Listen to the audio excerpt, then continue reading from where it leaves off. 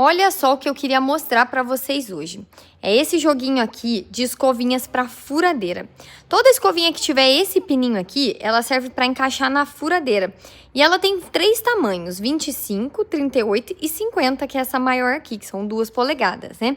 Gente, ela é fantástica, serve para fazer limpeza de várias tubulações.